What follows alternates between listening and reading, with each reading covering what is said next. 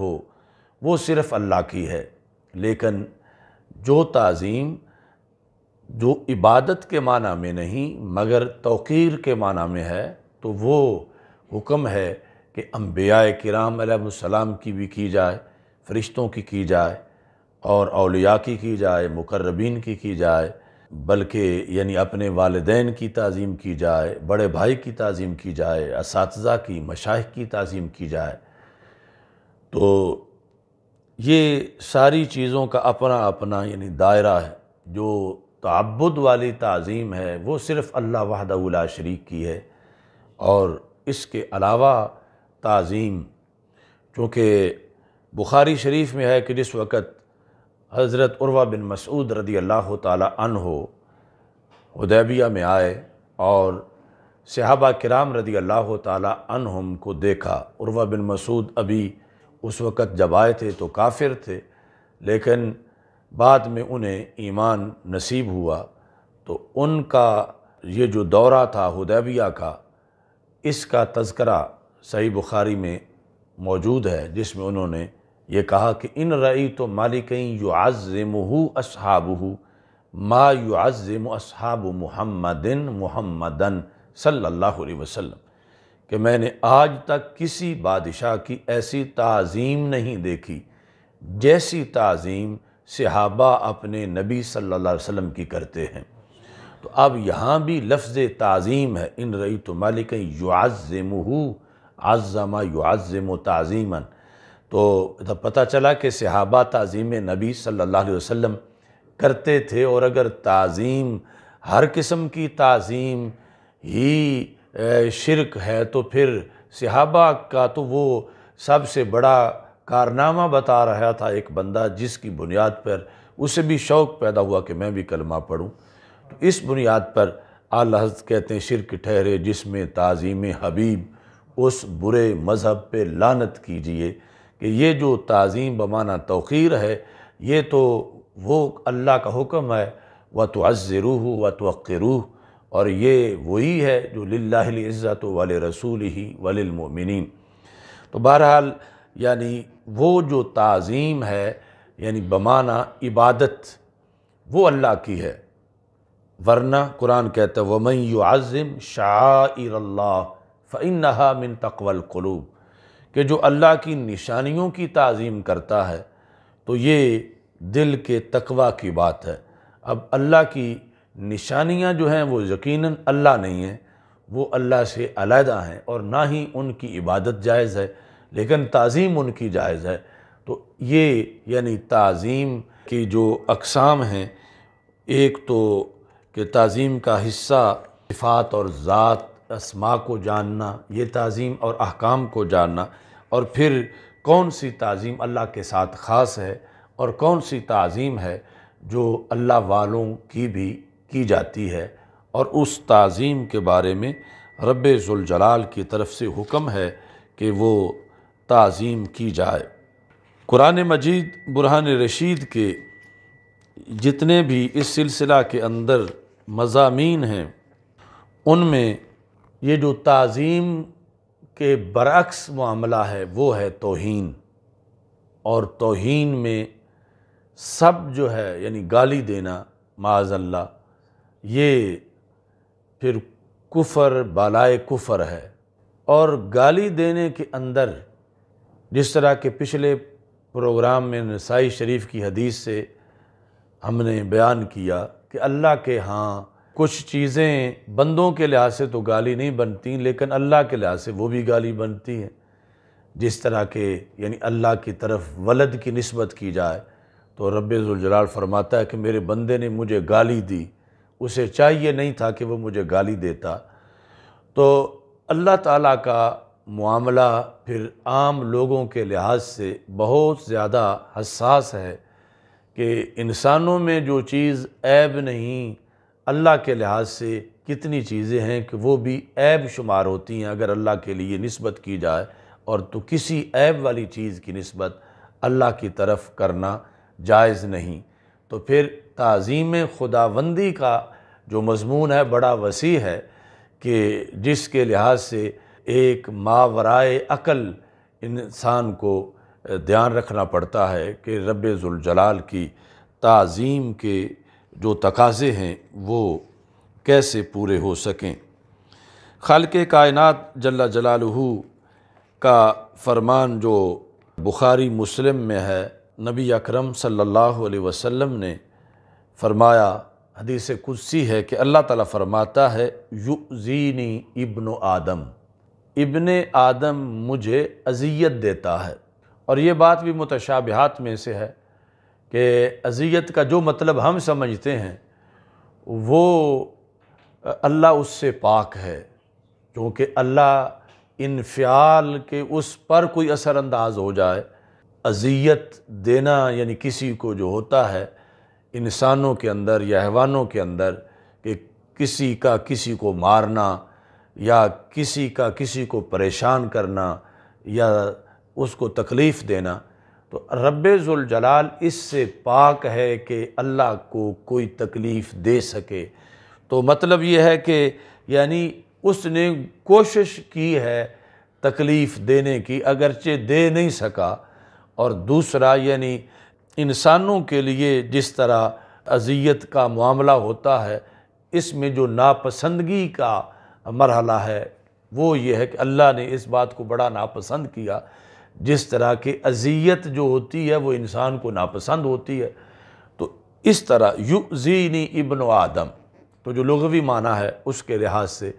اللہ فرماتا ہے مجھے ابن آدم اذیت دیتا ہے۔ کیسے اذیت دیتا ہے؟ یسب الدہر، دہر کو گالی دیتا ہے۔ وَأَنَا الدَّهْرُ، حالانکہ دہر تو میں ہوں، وہ دہر کو گالی دیتا ہے۔ تو مجھے جب گالی دیتا ہے تو یہ مجھے اذیت دیتا ہے۔ اللہ تعالیٰ فرماتا ہے بِیَدِ الْأَمْرِ، امر تو میرے ہاتھ میں ہے، یعنی کائنات میں جو کچھ ہوتا ہے کوئی پتا بھی میرے حکم کے بغیر نہیں ہل سکتا۔ تو میں دہر ہوں، اقلب اللیل والنہار، رات دن کو میں بدلتا ہوں، یعنی موسم سارے میں لاتا ہوں، حالات سارے میری طرف سے آتے جاتے ہیں۔ تو ابن آدم مجھے گالی دیتا ہے کہ جب وہ دہر کو گالی دیتا ہے تو وَأَنَا الدَّهْرُ، حالانکہ دہر میں ہوں۔ اب دہر کا ترجمہ ہمارے پاس جو الفاظ ہیں وہ سب یعنی یہی کرتے ہیں، دہر کا معنی زمانہ۔ تو ویسے یعنی دہر کی حقیقت کیا ہے؟ امام المشرقین والمغربین امام اعظم ابو حنیفہ رحمہ اللہ تعالی سے جن باتوں کے بارے میں لادری ثابت ہے ان میں ایک دہر کا سوال بھی ہے۔ یعنی اتنے بڑی علمی شخصیت، آپ سے جب پوچھا گیا کہ دہر کیا ہے تو آپ نے فرمایا لا ادری، یعنی آج تک مجھے معلوم نہیں ہو سکا کہ دہر کا پورا مطلب کیا ہے۔ تو اس بنیاد پر یعنی اس پر زیادہ تبصرہ تو نہیں کیا جا سکتا۔ مراد ایسی قوت ہے کہ جو کائنات کا نظام چلا رہی ہے، اور اسی قوت کی طرف سے یعنی وقت پیدا ہوتا ہے، زمانہ پیدا ہوتا ہے۔ تو لوگ یعنی جب منسوب کرتے ہیں کہ زمانہ ایسا ہے، زمانے نے ایسا کیا ہے، تو اگر کسی کا اعتقاد یہ ہے کہ اس میں اللہ کی قدرت کا تو کوئی دخل نہیں اور خود بخود زمانہ ہی مؤثر ہے، تو پھر یہ ایک گالی بنتی ہے کہ رب ذوالجلال کی قدرت کا انکار ہوتا ہے۔ اور باقی جو ہے چونکہ برے کام اللہ کی طرف منسوب نہیں کیے جا سکتے، تو پھر وہاں خلق اور کسب کا فرق کرنا پڑتا ہے کہ ہر کام جو کائنات میں ہو رہا ہے، خواہ وہ اچھا ہے خواہ وہ برا ہے، اس کے اندر جو طاقت لگتی ہے اس کا خالق اللہ ہے، اور آگے جو کسب ہے وہ بندوں کا ہے۔ اچھائی میں خرچ کریں تو ثواب کے مستحق ہیں، اور اگر برائی میں وہ طاقت خرچ کریں تو پھر عذاب کے مستحق ہیں۔ تو دوسری حدیث میں اللہ تعالیٰ فرماتا ہے یؤذینی ابن آدم، ابن آدم مجھے اذیت دیتا ہے، یقول یا خیبۃ الدہر، کہتا ہے برا ہو زمانے کا۔ تو فرمایا جب میں زمانہ ہوں، یعنی میں دہر ہوں، جس کا ترجمہ ہم زمانے سے کر رہے ہیں، تو فرمایا اس بنیاد پر جب وہ کہتا ہے یا خیبۃ الدہر، تو فرمایا فلا یقولن احدکم یا خیبۃ الدہر، تو کوئی بندہ یہ نہ کہے یا خیبۃ الدہر کہ برا ہو زمانے کا، کہ اس کو رب ذوالجلال نے گالی سے تعبیر کیا کہ اللہ تعالیٰ فرماتا ہے ایسا کوئی نہ کہے انا الدہر، میں دہر ہوں، تو خیبۃ الدہر نہ کہو، انا اقلب لیلہ و نہارہ، دہر کے رات دن تو میں بدلتا ہوں، یعنی بچے کو جوان کر کے بوڑھا میں نے کیا ہے، یہ اور کوئی چیز نہیں کہ تم اسے کہو کہ فلاں اس طرح کا ہے جس نے یہ بوڑھا کر دیا ہے، تو دہر کو تم برا نہ کہو۔ یعنی اس میں یہ پھر ایک پورا نصاب ہے زبان کے لیے کہ کون کون سے کلمات جو ہیں وہ پھر سب کے زمرے میں آتے ہیں، اور اللہ تعالیٰ کے لیے جو سب ہے معاذ اللہ گالی، یہ ایک ایسا جرم ہے کہ جس کو کفر بالائے کفر قرار دیا گیا، یعنی صرف کفر نہیں بلکہ تہ در تہ جو ہے وہ کفر ہے۔ اس کے اندر اصل میں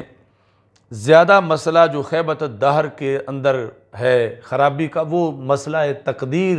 جو ہے اس کی وجہ سے یہ زیادہ خرابی لازم آتی ہے، کیونکہ اللہ تعالیٰ فرماتا وَمَا تَشَاءُونَ إِلَّا أَن يَشَاءَ اللَّهُ، اس وقت تک تم کچھ نہیں چاہ سکتے جب تک کہ اللہ نہ چاہے۔ اور ساتھ ہی خالق کائنات فرماتا ہے لَلشَّمْسُ يَنبَغِي لَهَا أَن تُدْرِكَ الْقَمَرَ وَلَا اللَّيْلُ سَابِقُ النَّهَارِ وَكُلٌّ فِي فَلَكٍ يَسْبَحُونَ،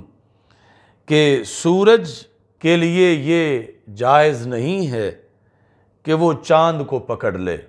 اور نہ جو ہے وہ رات دن سے آگے گزرتی ہے، ہر ایک اپنے اپنے آربٹ اور مدار میں تیر رہا ہے، یعنی طلوع غروب دن رات، یہ اور کوئی قوت نہیں کہ جس کی وجہ سے جو ہے وہ ایسا ہوتا ہو کہ پھر بندہ کہے کہ یہ ٹائم اتنا جلدی کیوں نہیں گزارا، یا یہ اتنا دیر کیوں موسم گزرا۔ تو یعنی اس میں جا کر ہٹ اس قدرت پر ہوتی ہے جو اللہ کی قدرت ہے، اس بنیاد پر یعنی یا خیبۃ الدہر سے بھی روکا گیا۔ اللہ تبارک و تعالیٰ کی تعظیم کے لحاظ سے قرآن میں ہے وما قدر اللہ حق قدرہ، کہ ان لوگوں نے اللہ کی قدر نہیں پہچانی جس طرح کہ اللہ کی قدر پہچاننے کا حق ہے، کہ یعنی جو بت پرستی کر رہے ہیں، بتوں کی پوجا کر رہے ہیں، انہیں پتہ ہی نہیں کہ الہ ہوتا کیا ہے، یعنی الوہیت کتنا اتنا اونچا منصب ہے، اور وہ لکڑی کے آگے جھکا ہے، کوئی گائے کے آگے جھکا ہے، کوئی پتھر کے آگے جھکا ہے، اس کو معبود بنا کر۔ تو رب ذوالجلال نے کہا کہ انہیں یعنی خبر ہی نہیں کہ اللہ کی ذات کا الہ کا منصب کیسا ہے۔ تو یہاں پر بھی وما قدر اللہ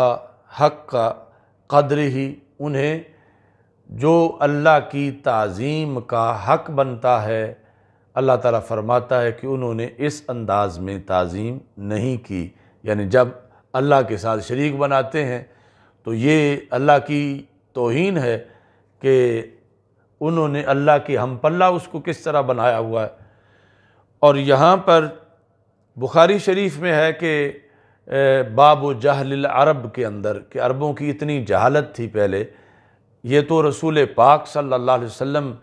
کی آمد ہوئی کہ خود نہ تھے جو راہ پر اوروں کے ہادی بن گئے، کیا نظر تھی کہ جس نے مردوں کو مسیحا کر دیا۔ تو